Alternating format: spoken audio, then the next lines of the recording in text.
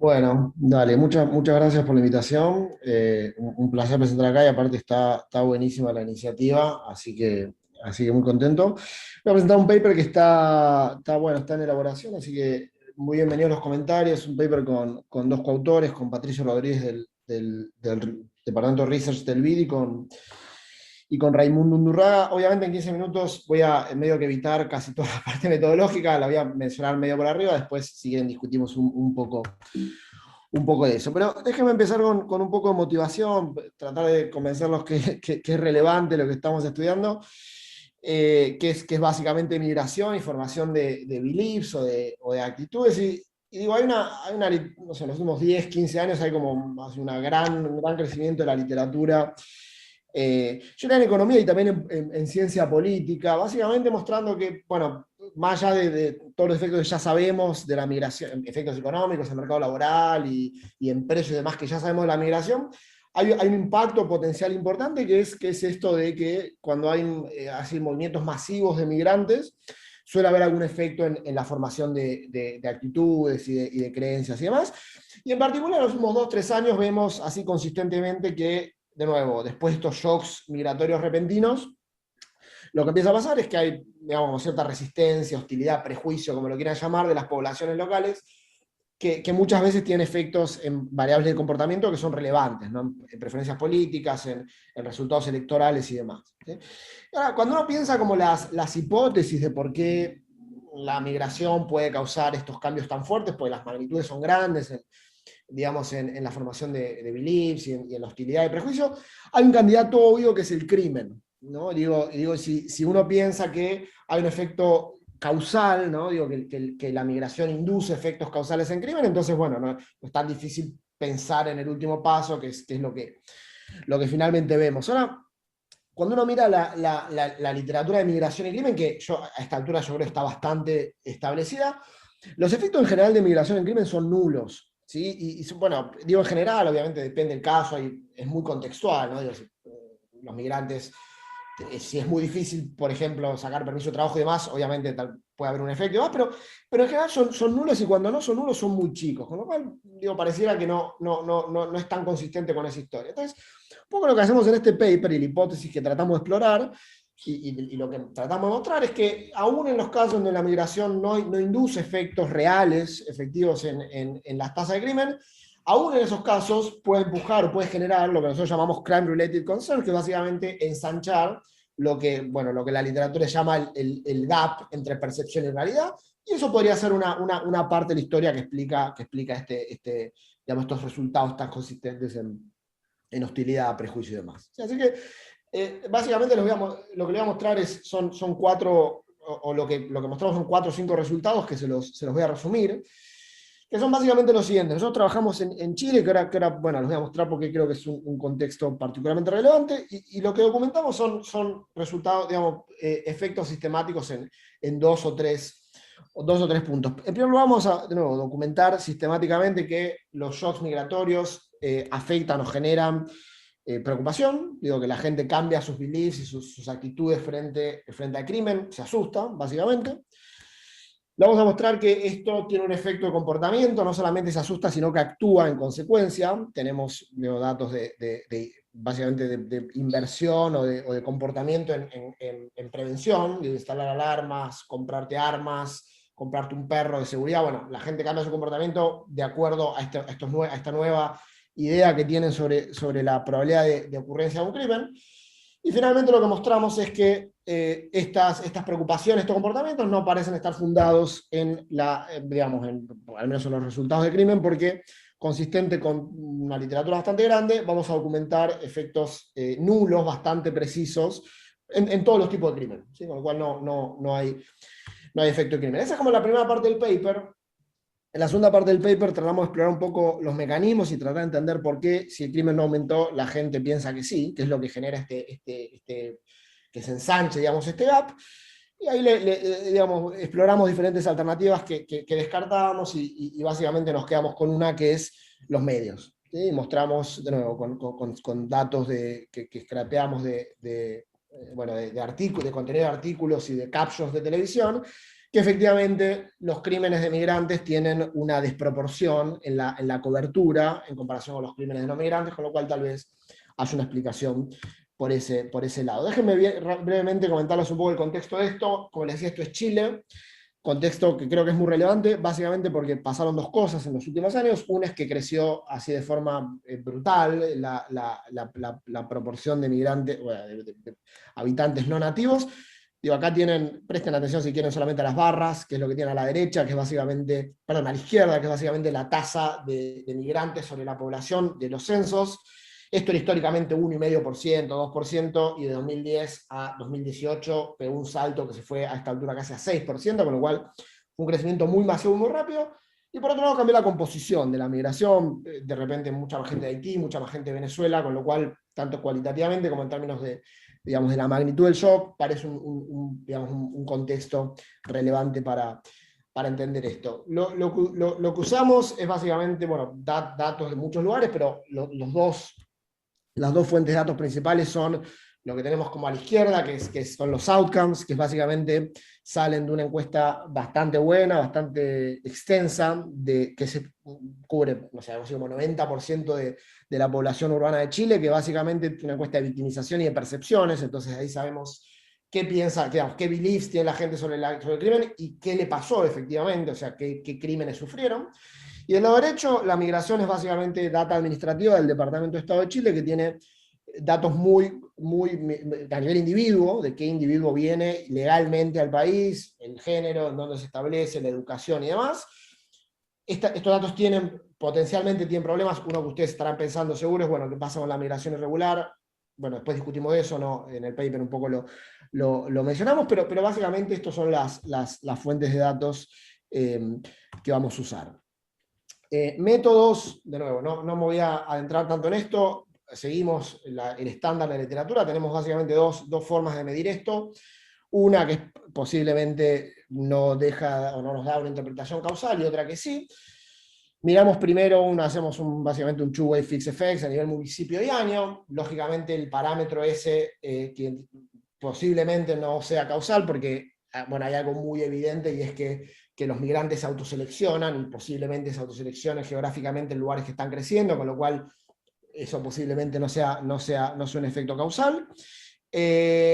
La segunda cosa que hacemos, bueno, un poco para corregir esto, de nuevo siguiendo el estándar de la literatura, es hacemos un IB, que está basado en un instrumento tipo Shift-Share.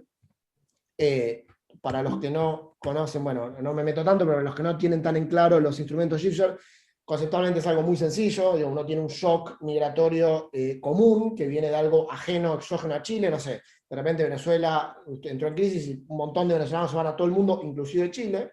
Entonces eso te da como esta parte del instrumento, que es como bueno, entre 2008 y 2017 mucha gente entró a Chile, ¿sí? Eso es como algo exógeno. Obviamente eso es común a todo el país, y nosotros para identificar un efecto necesitamos exposición diferencial entre municipios o entre regiones, y eso lo da la parte del share. ¿Sí? El share es básicamente esto que tenemos acá, que es a nivel municipio, y de nuevo, no me meto mucho, pero básicamente la idea es que, bueno, si en un municipio pre-crisis migratoria, o sea, en 2008 vivían muchos venezolanos, bueno, el día que haya un shock de venezolanos que entran a Chile, es más probable que vayan a ese municipio que vayan a otro. ¿Sí? Entonces ese share, que obviamente no es para un país, es para todos los países, bueno, ese share es lo que me da, digamos, la exposición diferencial de cada uno de los municipios a un shock común. ¿Sí? Es un poco la del instrumento. Este instrumento, para los que están en tema, tiene potencialmente un montón de problemas, ¿sí? Un montón de problemas en cuanto a potencialmente puede no cumplirse la restricción de exclusión si los shares son endógenos. Digo, si uno piensa que el hecho de que hay un share alto de venezolanos en un municipio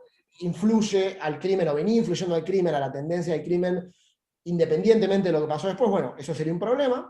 Y por otro lado también hay algunos potenciales problemas respecto de cómo se computan los errores estándar. Lo que hacemos nosotros es seguir de nuevo la literatura y hacemos, bueno, tomamos los dos papers creo más relevantes publicados últimamente, y corregimos lo que hay que corregir y mostramos que es robusto a lo que tiene que ser robusto en función de estos dos papers. O sea que más o menos hacemos lo que deberíamos hacer. Términos de outcomes, tenemos tres tipos de outcomes. En principio, crimen, concern sobre crimen y comportamiento, instalar alarmas, etc. Deje mostrarle un resumen de lo que mostramos. No les leo todo por falta del tiempo, pero básicamente lo que tenemos al principio son variables relacionadas con mi percepción sobre el crimen.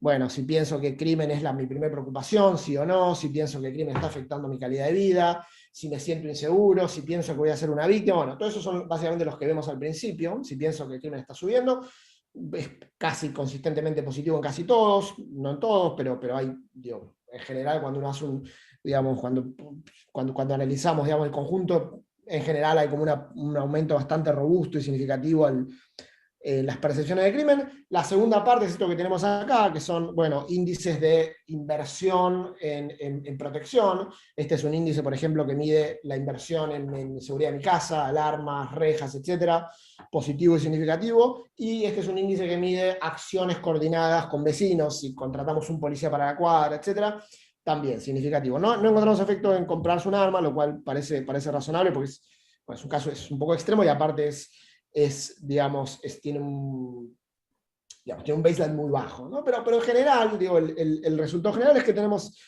de nuevo, consistentemente efectos en la percepción de crimen, en la preocupación por crimen y también en las reacciones preventivas a eso. Y todo lo que tenemos en lo último, que son todos estos ceros que ven acá, son básicamente crímenes reales. ¿Sí? Entonces, robbery, assault, burglary, robo de autos, larceny, thefts. Esto es sistemáticamente cero. ¿Sí? Esto, hagamos lo que hagamos, digamos, el True FX Effects o el IB con las correcciones, es todo cero, consistentemente cero en cada uno de los crímenes. Con lo cual, esto de alguna manera documenta como este gap entre percepción y realidad.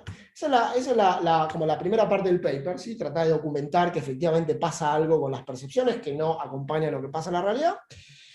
Y la segunda parte del paper es básicamente tratar de entender por qué, o explorar hipótesis de por qué podría estar pasando eso, que de nuevo son hipótesis que medio están basadas en lo que dice una parte de la literatura, no solo de economía, sino de otras disciplinas, y tratar de ponerle algunos números y de mirarlo de forma sistemática. Ahí nosotros analizamos, yo les voy a mostrar resultados para uno de estos canales, los otros básicamente los descartamos, pero les cuento de qué se trata. Y tenemos como tres tipos de hipótesis. Una que es muy común, de hecho, en sociología, que es esta idea de intergroup threat. Básicamente lo que dice y que hay cierta, por lo menos en el laboratorio hay así como alguna evidencia, y es que a la gente no le gusta exponerse a gente distinta, a gente fuera del grupo. Entonces, cuanto más distante yo te siento, más ansioso me pongo, más estrés me da y demás. Con lo cual, bueno, si viene gente que de repente es distinta, el efecto debería ser mayor. Ahí lo que hacemos es agarrar bueno, hay muchas formas en que uno podría pensar que la gente que viene es distinta, ¿no? Culturalmente, étnicamente, lenguaje, etc. Nosotros hacemos varias cosas, creo que la más interesante es que usamos esta data de distancia étnica, bilateral entre países. Como la migración obviamente cambia de país en cada año, en cada municipio, tenemos variabilidad entre años y municipios de la distancia entre los chilenos y los migrantes. Y un poco la idea ahí es ver si el efecto es diferente cuando viene gente muy distinta o gente no muy distinta. El resultado es que no cambia mucho, es decir, que no parece ser un gran determinante, pero bueno, ahí mostramos un poco lo que pasa con esto. La segunda que mostramos tiene que ver con otra cosa que está súper documentada, que es esto de qué pasa cuando vienen high versus low skill, ¿no? Y ahí uno podría pensar, bueno, si vienen mucha gente que yo percibo como low skill, bueno, digamos, individuos low skill tienen menos chance de conseguir empleo potencialmente, y si tienen menos chance de conseguir empleo, es más probable que cometan un crimen. Entonces exploramos esta hipótesis, ahí nosotros tenemos la educación de cada inmigrante que viene, entonces armamos básicamente stocks ajustados por educación. Encontramos algún efecto un poquito diferente, podría explicarse algo por esto, pero no es tan grande, parece que no viene por ahí. Lo que miramos finalmente es media, y ahí me quedan 2 minutos, así que me apuro. Con media miramos un par de cosas, básicamente miramos la penetración de medios locales y vemos si hay algún diferencial, etc. Pero hacemos una cosa que yo creo que es la más divertida, que es que nos bajamos toda la data de básicamente todos los artículos que se escribieron en Chile en medios nacionales, en prensa escrita nacional durante todo nuestro sample, y nos bajamos los captions que se muestran en los noticieros, ¿viste? Cuando hay una noticia que aparece, bueno, asesinato en tal lugar, bueno, nos bajamos eso, y hacemos varias cosas, pero creo que la más interesante es que tratamos de mirar si hay una diferencia sistemática en la probabilidad de que los medios reporten un crimen, un homicidio, cuando ese homicidio lo hizo un migrante o un local. ¿sí? Y no debería, digo, si no hubiera un sesgo, uno esperaría que, independientemente de quién lo reporte, un homicidio es un homicidio, las noticias son las noticias, no debería cambiar. Bueno, ahí lo que tratamos de hacer es mostrar si hay esto. Yo voy a mostrar un gráfico, después esto lo hacemos un poco más sistemáticamente, porque hacemos un diff in diff y demás, pero voy a mostrar un gráfico en donde básicamente lo que hacemos es, tomamos todos los homicidios reales de Chile, para los cuales conocemos la nacionalidad de quién fue digamos, el asesino, y macheamos cada uno de esos datos a nivel día con las noticias de ese día sobre el crimen, ¿sí? De todo esto. ¿Sí? Y la idea es mirar si, digamos, centrar en cero, digamos, uno imagínese cada evento es un cero, la idea es mirar si antes del crimen, digamos, cómo venían las tendencias de reporte de crímenes, si el crimen era nacional versus extranjero, y qué pasa después del crimen. ¿Sí? Esto gráficamente lo que vemos que después lo mostramos más con datos, pero creo que gráficamente se ve bastante bien. La línea azul es básicamente la base de datos macheada de crímenes locales y medios, y la línea roja son crímenes de extranjeros y medios, ¿sí? Si lo analizamos separadamente.